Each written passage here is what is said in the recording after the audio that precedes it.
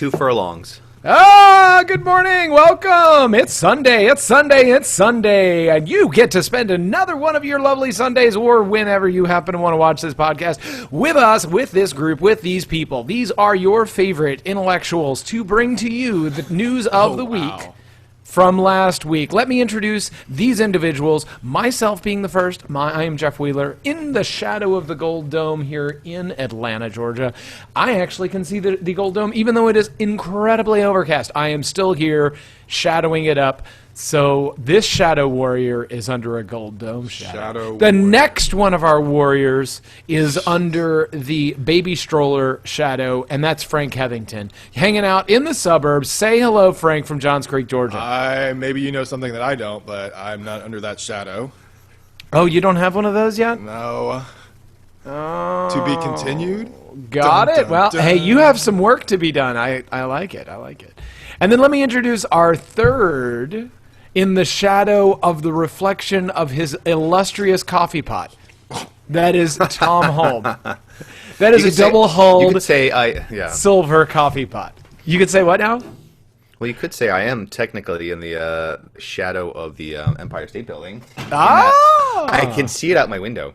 Can you see the Empire State? In the winter, when the leaves are all gone, because there's like a through line between two buildings. Mind you, it's probably 6 miles away, but I can see it. But in New York, 6 miles is, that's pretty close. It's nothing. That's pretty close. Nothing. Yeah, it's Whatever. not a thing. Yeah. Whatever. So in the shadow of the Empire State Building, that's Thom Holm from illustrious New York City. Say good morning. Good morning. We have an illustrious... Wait, should I say illustrious again? No, we have a wonderful show. That would be your third. You hit your quota. Yeah, no, two is like kind of too if you much. 3 times, something then bad will happen. Some dude in a striped suit will show up, and that's not awesome. No. So we have a wonderful show planned and set out for you this week. We look forward to imparting these wonderful concepts upon you. Can we give a shout out to Leonard Nimoy?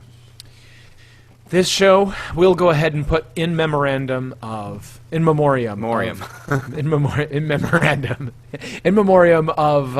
two loved creatures. One being Mr. Spock, Leonard Nimoy, not to be confused with Dr. Spock, who was a very different character altogether. But Leonard Nimoy this week passed away. A moment of silence.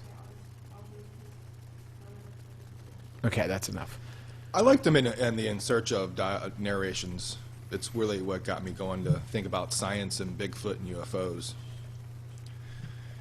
I never watched this show. I'll have to watch it, but you're the second person who made mention of that show in his passing. Of course, Star Trek II is maybe one of my most favorite films of all time. I've watched it so many times. In fact, I watched it Friday night. I was home alone, and I decided what better way than to watch that movie. And I cried again. I admit, I always cry during that movie. It's like Braveheart and Star Trek 2 always make me cry. Yeah. Also, I want to give a shout out to the styles behind the dials, the blood behind the machine that is this artifice you're watching. Of course, that is Ziggy, a.k.a. Michelle, who does her best to make us look good, which is a very hard task. It is a tall task. So, yes. Thank you, Michelle, Yes. for all that you do. Yes. Well, hey, wait a second. Who liked big women? That was Leonard Nimoy, apparently. Was a fan of the biggies. In his photography, he was a very respected and established photographer and poet as well. And he did a whole film series, or photography series of plus-sized women, nude, semi-nude, black and white. It's actually a really nice photo series. He also did one that was very scandalous, which was, I believe, Orthodox women, but done in nudes because he was Jewish and was very proud and in touch with it, especially in later years, proud and in touch with his faith. And so he did a series. Seriously, years ago, Mass MoCA, Museum of Contemporary Art in Massachusetts, did an exhibit of Leonard Nimoy's photography. Interesting. He was that well respected as an artist. It wasn't even just like that. Oh, it's that Star Trek guy doing photos. No, he was a good shutterbug. Hashtag LLAP. I don't even know what that means. Michelle, that you can look up The Full Body Project by Leonard Nimoy if you want to see more photos and images. Link is in the green room for the rest of the panelists to see. So what is I see it. By the way, it's March 1st. Did you realize that? Rabbit. It is. Happy March to everyone Happy involved. March. In like a lion, out like a lamb is what Kate said when she was leaving the door today. Oh, is that how March rolls? In like a lion, That's out how like it. a lamb? That's how it can be, or the vice versa. In like a lamb, out like a lion. The thing being, Okay. if you go into March and the weather is pretty rough, then It's gonna come be the end of easy March, on it's the going to way be in. easy. I mean, out, it's been so. pretty easy for Boston all this winter, so I guess it'll be easy Right. going into March as well. This concept you say of easy, that's not what I would imagine. No. So apparently March 1st, because again, Ziggy is always doing her best to educate us on things. It's St. David's Day, which is the feast day of the patron saint of Wales. Wales. So happy St. David's Days to all our Welsh viewers. Well, aren't whales like the largest mammal? Yeah, but this is a different Wales. WAL, yes. Gotcha. Okay. Yep. That would be awesome if there's a patron Wales saint of as in yeah. Welsh. Welsh Wales. Actually, Leonard Nimoy could be the patron saint of Wales If he because was of Star Catholic. Trek 4. Ah, nice. That is a great bow you just tied there. It's a very thin string that's tying that bow together, but somehow you've just sutured the entire conversation we just had into one tiny little package of sutured magicalness. You know what's unique about Star Trek 4? It's an even-numbered Star Trek, Leonard which Nimoy only directed it. half of them were. Oh, did he? Leonard Nimoy directed it. It was actually part of his condition to come back for Star Trek 3 was that they allow him to direct Star Trek 4. Wow. And now you know. Yeah. Excellent. So then that takes us to news of the week. Apparently there was a huge Twitter storm that was followed up by a Facebook storm that was originally started on Tumblr. Gold or blue? I So tell you what. is the dress blue and black or gold and white? Well, Panelists, please chime in. Let me just chime in with how the whole meme structure of the acceleration of the meme on the interwebs. I was just blown away at how quickly something can just go viral. Yes. Because did this start on Tuesday? I guess. Yeah, it was middle of Tuesday, and then by Okay. Tuesday night I had tweeted about it, and by Wednesday Okay, everybody so at work had read about it. Tuesday night. I see. I didn't find out about it until Friday. Okay. But I think it might have been Wednesday for me. Or maybe I'm it not was sure. Wednesday. But you were asking the it's panelists one of to say those what we things saw. that it goes quick. Yes, please, panelists chime in. Blue or black or white and gold? Frank. blue and black to me. Okay. Tom. I saw white and gold. Did you? I did. And I saw blue and black. Have tried to see white and gold and have yet to see white and gold.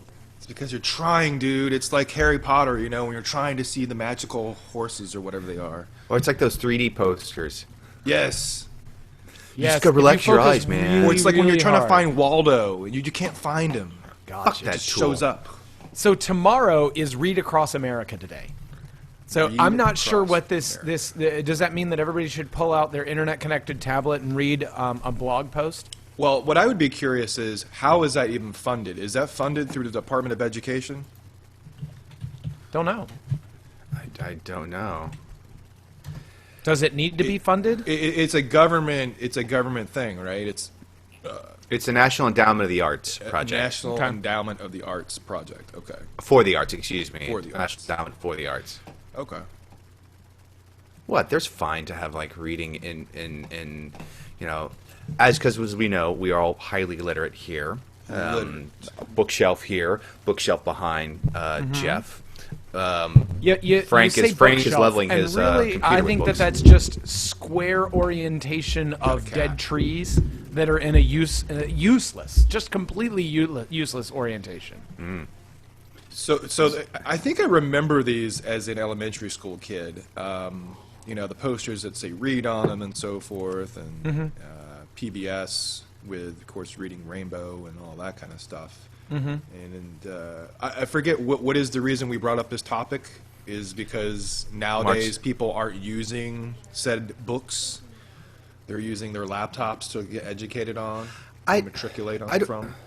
Read Across America Day is not an invective to read paper items necessarily. It's a encouragement to read, period.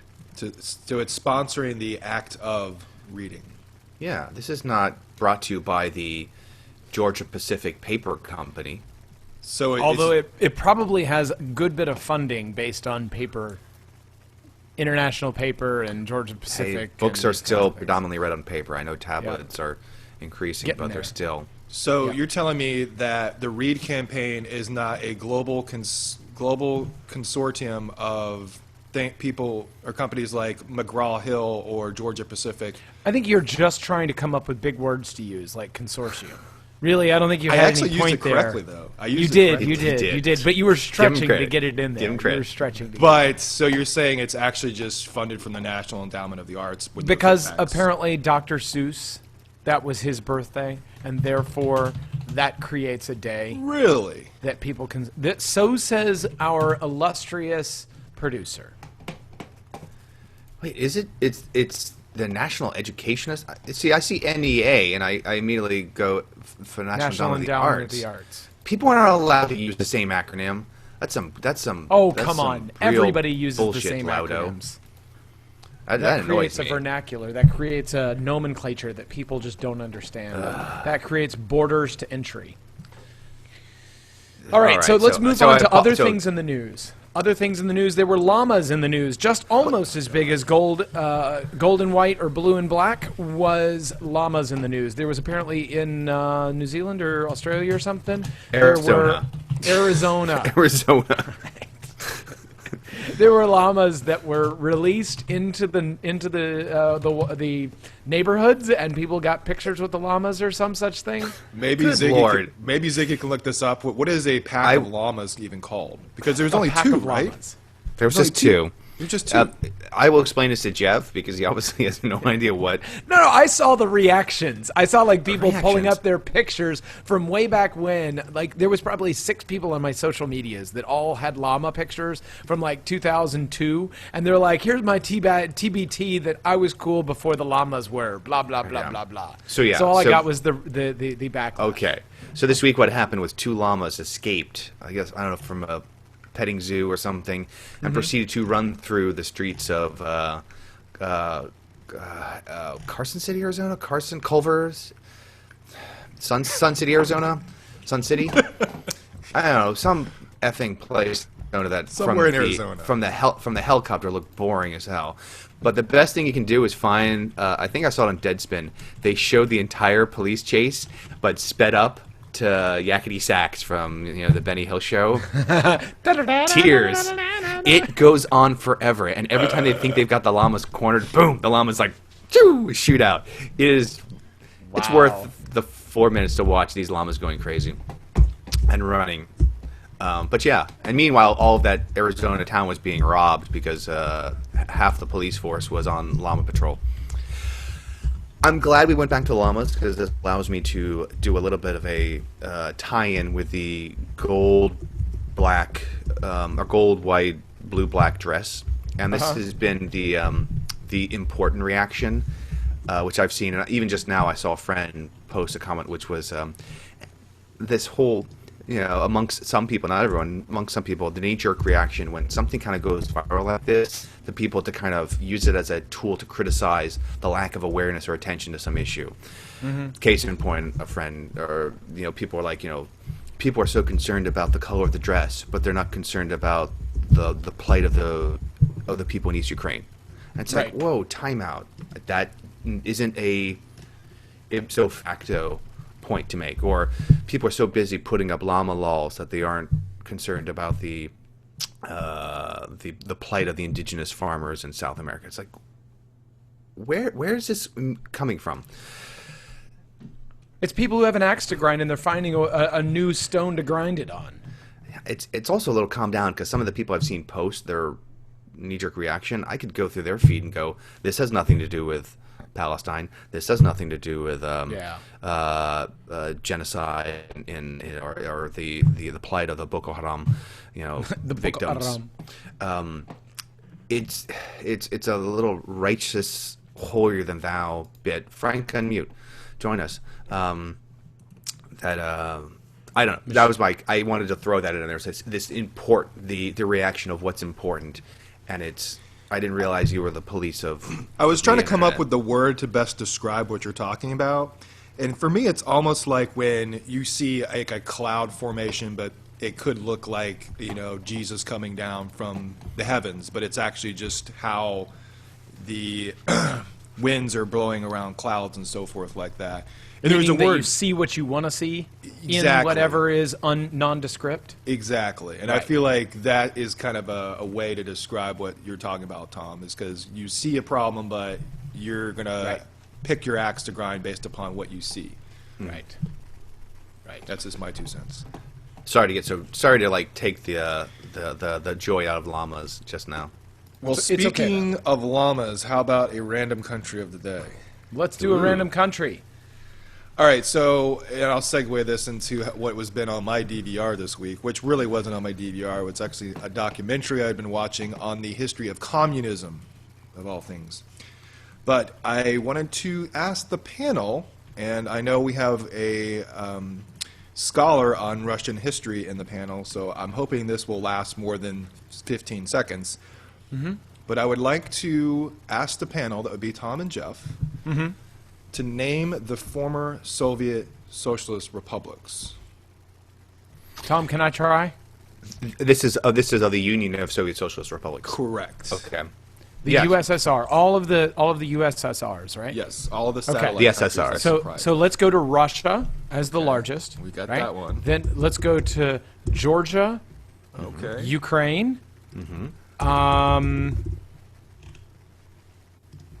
Oh come on! I've got to know like 6 more. No, but I have no idea. I'm done. 3, 2. 3 more? Shall I continue? Yes, ahead, please. Tom. I got the easy ones. Armenia, Azerbaijan, Kazakhstan, Kyrgyzstan, Uzbekistan, You're going too fast, hang on. Kyrgyzstan, Tajikistan. Sorry, Kazakhstan, Kyrgyzstan, Uzbekistan, Tajikistan, Kyrgyzstan, Uzbekistan, Tajikistan, Turkmenistan. I knew there was 5. I don't remember. Lithuania, Latvia, Estonia, Belarus, and is that getting them all? 3, there's one left. One left. Siberia. No. Your time is Irkutsk. up. That would be Moldova. Oh man, I forgot Moldovan wine. Oh, that's embarrassing. So literally, if you were watching my brain while you were speaking, Tom, it was like a Zapruder film because I was being blown away back and to the left. That's so wrong. That is goodness. awful. But funny. Oh. Tactless. All right, so let's think about an item that also blew away my brain. If everybody has not looked at these or seen these, here's an item of the week that you should look into. They now have battery packs. You know they have battery packs to charge your cell phone with a little USB plug in there. It's got a lot of volts so that you can recharge your phone if you Yeah. ever happen to be dead. They now offer these, or not now, they've been offering them for a little while, but it's an item I wanted to bring to everyone's attention. They have a jump start device. So it's a 12-volt battery pack that's probably the size of 2 decks of cards, right? And it can jumpstart your entire vehicle if you get into a pickle and your battery's dead. It holds Is that a what you got in the mail lithium-ion this battery. week? I did not. Oh, okay. I did not. The thing I got in the mail is another thing if you want me to speak about that one. But let me finish this one. They've got 10,000 milliamp hours. It'll do 400 amps to basically jumpstart your car without having anybody else there. It's got these cute little clips that you can put on your battery terminals to jumpstart your entire car. And it's a brilliant concept if you get stuck in the woods, in the desert, in the whatevers, to do the thing with the stuff with the guy. And can you get it on Amazon? You can get it on Amazon. The one I saw is made by Anker, A-N-K-E-R. I love them. They are fun real. company. They make good stuff. They're trying to make it at China prices, but with what we all want in quality. And so, therefore, they get really close to the cheapest guys on the internet for prices, and they get really close to the top guys in quality, which is a great place for where my dollars would like to go. Interesting. Anchor. I'm so glad you mentioned. I love their packaging design. I love the little. Have you ever seen their satisfaction card? Like there's it's like two-sided, and one side it's like a happy sun. The other side it's like a frowny cloud, and the frowny cloud, if you open up that side, it's like, oh no, something's wrong. Call our customer support here, blah blah blah, or write to us here, whatever. The happy sun is like, oh, thank you. I'm so glad you enjoyed the product. Be sure to like us on Facebook and blah blah blah. I'm like, that's such a small, cute little thing. Yep. I'm like, well done. So if you want to look it up, it's the Anker Compact Car Jump Starter and Portable Charger Power Bank. How heavy are these things, by the way? Really not too bad. Less than a pound.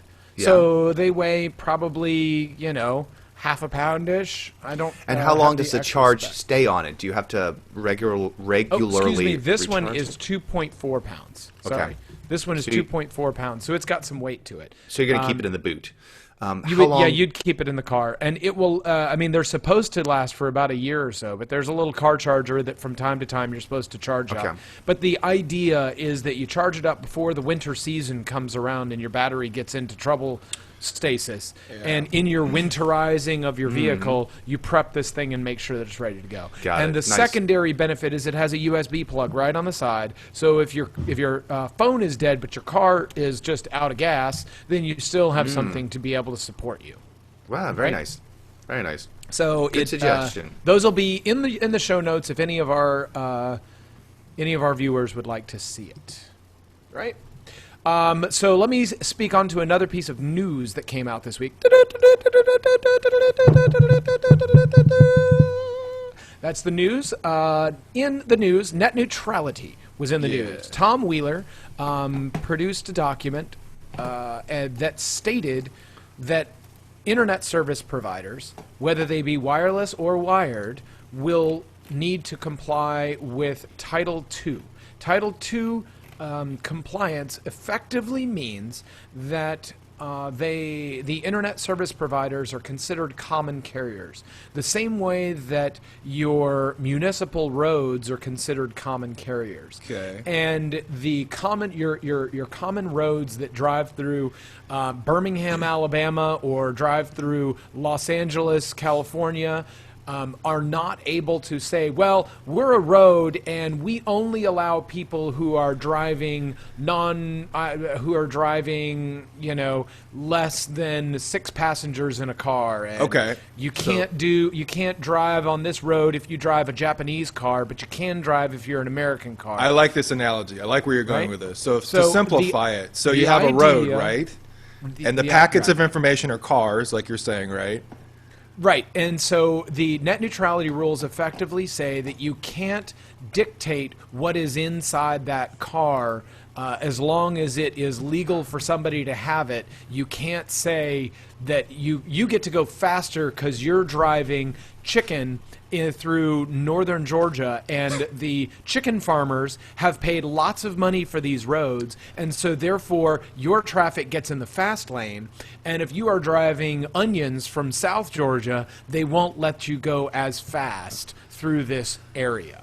So everybody has to go use the same lanes regardless. That's right. They have to pay the same toll. Whatever the speed limit is of that road is the speed limit for everybody. So everybody gets the same toll regardless of how many axles you have on your vehicle. Well, and it's not really axles. They're able to charge by how much axles you have, but they can't say, well, this 6-axle vehicle is carrying chickens and this other 6-axle vehicle is carrying Chinese electronics, and we don't like the Chinese because they made our factory close, so we're going to slow them down. Right? And so really it is this protectionist concept that Comcast has been promulgating and other internet service providers, such as, and specifically called out in the ruling, was AT&T's blocking of the Apple iPhone FaceTime application. They said FaceTime packets were blocked by AT&T, and that's not something that should be able to be done by AT&T. They shouldn't say, well, these packets are FaceTime, and we're going to block this application and not let it on our network because of network neutrality. Jeez. Or because of network management issues. Thom? Yes. Thank you for calling upon the devil in details. That's me. Playing devil's advocate. Are you the devil in the details? Devil's All right. advocate. Okay, go ahead. Fine and dandy. That's why I was like, let me throw maybe not a sprocket, but I'll throw this out here. Again, devil's advocate. Wouldn't you, as one who beholds to some aspect of liberal economic policy, / libertarian ideals, look at this as an infringement? This is just government regulation of industry, of handing down laws that are stymieing Verizon and AT&T and Comcast. Isn't this just government telling people how to do business? It is. But here's the discrepancy. Here's the difference, right? It is the public space, right? So they are providing access to a public place and therefore need to follow the rules of said public space. If somebody was to provide an MPLS network, right, a managed private line service, right, so that is from one place to the other, that should be completely and utterly determined by the provider and however they want to control it. That is a private line on that person's service. But what is the difference is that you have a public service of the internet at large that provides data to the gatekeeper, which is Comcast, to provide the last mile or whatnot like that. And when Comcast is providing data between a Comcast user and a Comcast user, and it never goes outside of Comcast, I believe in what you're saying. But at the moment that it crosses over, then that's whenever it goes to a separate set of rules. Okay, go ahead. Good. This might be totally non sequitur, but I'm pulling this out of the ether in my head. So Do it. let us say that, and I'm shifting gears, but follow me. Let us say that for some reason, the Republican-held Congress votes to allow drilling in the Alaskan wildlife refuge. Okay. And for some reason, Obama's asleep or something, or forgets himself, and he signs off on it. Let's just say. So should any oil that comes from the Alaskan wildlife, anything that comes from public land, should it be sold at no profit to the American public? Should it be sold to basically like our oil reserves at no profit? Yeah, anything that comes from public land, as opposed to you, Jeff, who owns a plot of land in Texas and signs it over to so you're a private owner who then authorize a private company to drill. You have an argument. You have an argument. I think that is something. Give in to your hate. I think that this is something that gets worked out in the courts, and it's a case by case situation, and that there's not one rule that applies to all of this stuff. I know, it's sticky. It's a sticky wicket, right? It's That's a sticky wicket, because I the goal I've got here is that the internet kind of started as this free-for-all zone. And I think it is quite valuable to the United States and to human posterity to keep that as close to what that was created as possible. Where a 12-year-old could have a conversation with a 50-year-old professor. And if the 12-year-old sitting in their dial-up modem had good ideas, they could have a positive discourse with somebody who was very educated, and you had no idea where this person came from. And they were judged only on what they produced, right? And so if you get this whole, well, you are coming from this place, which means that you don't have this kind of status, so therefore we're not going to consider your ideals, and it's that you lose what magic, what was created in the internet through the late 80s and all through the 90s. Oh, Jeff, you're so cute if you still think the internet is for creating new exposure to new Discourse. ideas and creation of discourse. That is so sweet. That is so. Oh, It is. no, 1995 called. They want your altruism back. Hey, Jeff, does this mean I can still get on Alta Vista? Yes. Yes, anyone can get on Alta Vista. It's very high. It's very high. So I guess my point is that you want to do something that maintains that in the best way known. Agreed. And we have given the keys to the castle to the Comcast and the AT&Ts of the world, in that they have exclusivity agreements in many municipalities for cable and telephone. And the spectrum that is wireless providers has been domineered over by the FCC to say that only certain license holders can operate on certain frequencies. Therefore, the bandwidth there is finite. And because those are finite and because those things are controlled by the state, therefore means that the state has vested interest in maintaining the neutrality of the operation on those publicly deemed resources.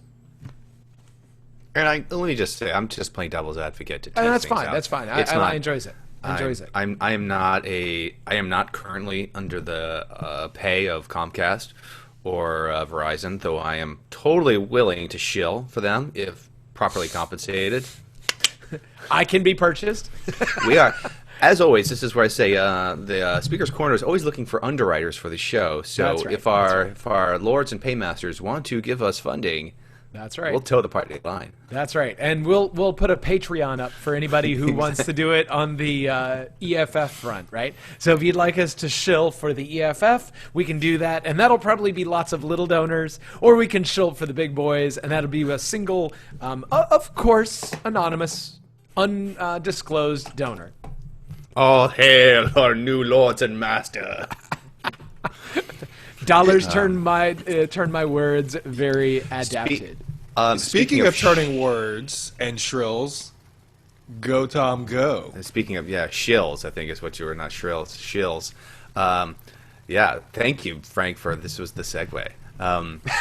This is the, was the segue. This is the segue. Can I just cut you off before you say that? What is wrong with him? What is wrong with this guy? What is wrong with this guy to say this? Is all I'm going to say. What is wrong with this guy? Who? Is Oh, that no. echo chamber effect occurring again? Who?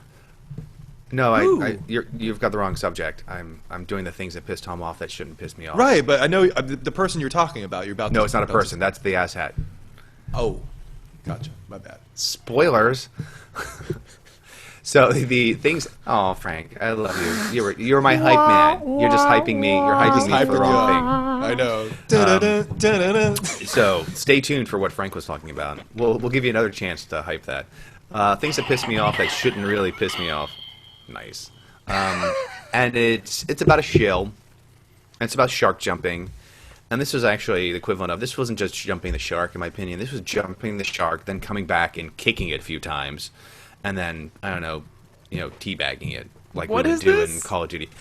It is the sitcom Modern Family. Multi-Emmy award-winning series. A show I have enjoyed. This season has started to be like a little bit of getting a little tired. And then last Wednesday's episode was an episode entirely shot, in quotation marks, using iPhone and Apple FaceTime. What? Yeah, it was, and what's supposed to be like, oh, it's clever and it fits the plot device. It felt like it was watching a 23 minute commercial For Apple. Apple awesomeness. And mind you, I use a MacBook at work, which is also what was infuriating to me, because I'm like, that's not the resolution you would get. First off, Right. one of the central character who's communicating with everyone is using Wi-Fi at Chicago's O'Hare Airport. Now, if you've ever flown through an airport, let alone Chicago, I'm sorry, the Wi-Fi you're getting is not going to be providing you the kind of richness. I have gotten good data connections in a couple of airports. Watch this. I You're will. not getting this. You're not I getting got this kind of, I'm going to open up this and I've got, and I'm like, no, time out. Why is there no log over there? Why? Right. So first off, it was factually incorrect, and it just Right. was so shameless a commercial that it just really pissed me off, because this was a fine show, it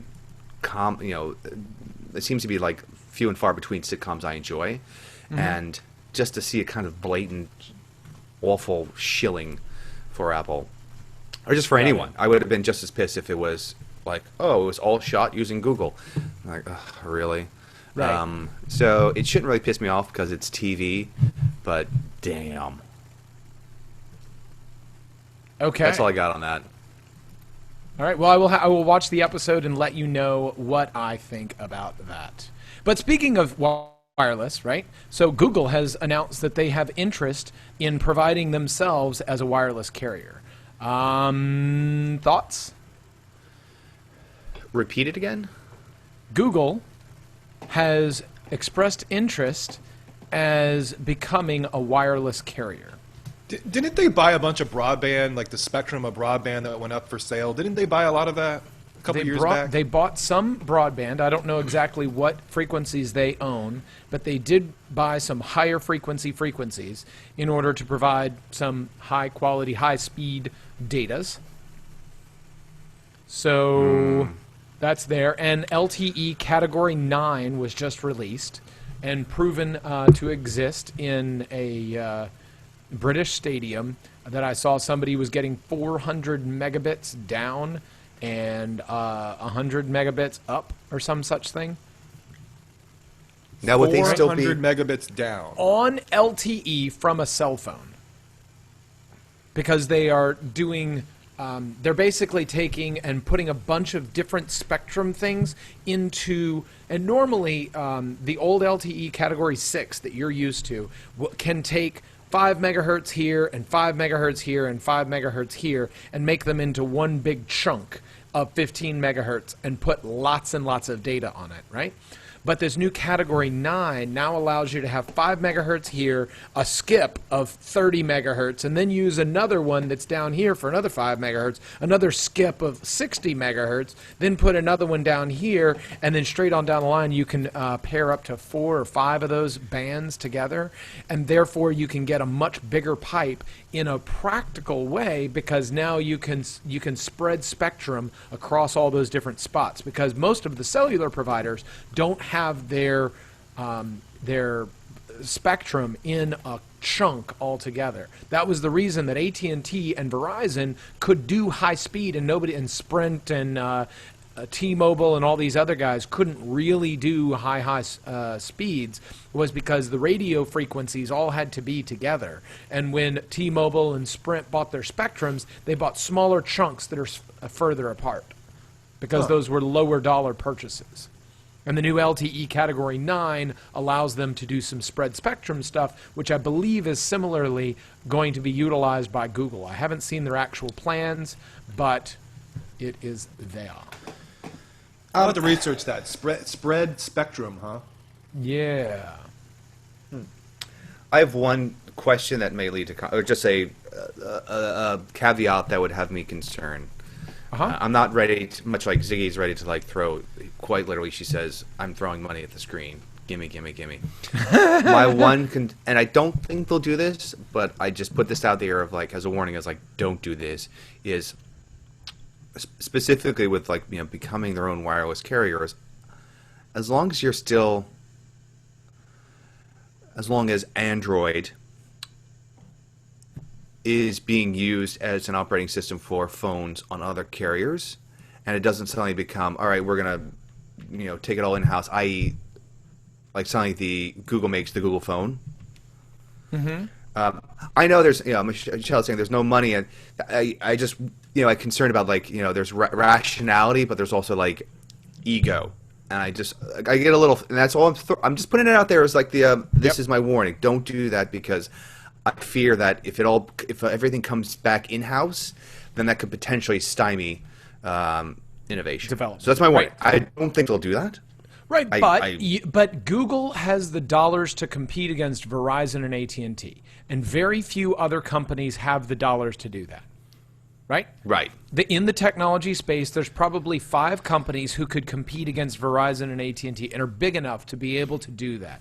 Google being one of them, Apple being one of them, Microsoft being one of them, and that's Amazon tried. I'll point out, Amazon is one of the 4, like the five big tech firms. But they don't Amazon, have the dollars. They do not have the cash. They're base. one of the big 5. In return, that's why I'm just warning you. Like I just said, Google, Yep. look at the failure of the Fire phone, Right. and use that as we ain't going to do that. We'll make our own device, but we ain't going to try to do this kind of. Just don't. That's all. I'm just putting out there as a. There's a warning. There should be a hazard warning that they should pay attention to. Yep. Yeah. Well, so we'll look forward to that, and we will certainly report on what we have found. But if you do want something to read about, there is the guy who did some very magical things for cell phone magicness. Let me find out some information on this guy. Hold on 2 seconds. But he is releasing this thing called P-Cell, which is working with Dish.